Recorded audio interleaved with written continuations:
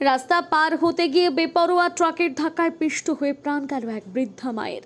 এই ঘটনায় গুরুতর জখম হয়েছে তার মেয়ে। মঙ্গলবার দুপুরে মর্মান্তিক পথ দুর্ঘটনাটি ঘটেছে ঝাড়গ্রামের লোধাশুলি মোড় সংলগ্ন ৫ নম্বর জাতীয় সড়কের ওপর। দুর্ঘটনার পর এলাকায় তীব্র উত্তেজনা ছড়িয়ে পড়ে। পুলিশ ও স্থানীয় সূত্রে জানা গিয়েছে নিহত ওই বৃদ্ধার নাম সরস্বতী সাউ, বয়স ৬০ বছর। গুরুতর আহত মেয়ের নাম ঝর্ণা সাউ, বয়স ৩৫ বছর।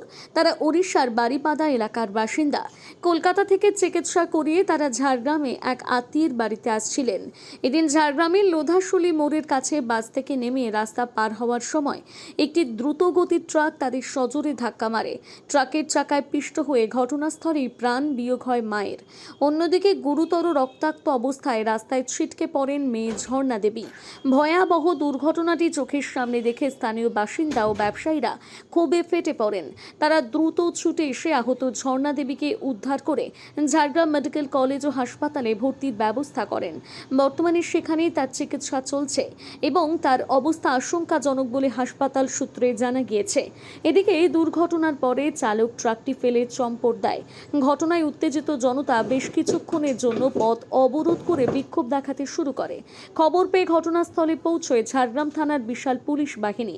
পুলিশ গিয়ে পরিস্থিতি নিয়ন্ত্রণে আনে এবং ঘাতক ট্রাকটিকে আটক করার পাশাপাশি চালককে গ্রেপ্তার করেছে।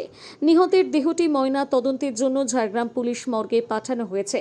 ব্যস্ততম এই রাস্তায় ট্রাফিক নিয়ন্ত্রণের দাবিতে সরব হয়েছে স্থানীয় বাসিন্দারা।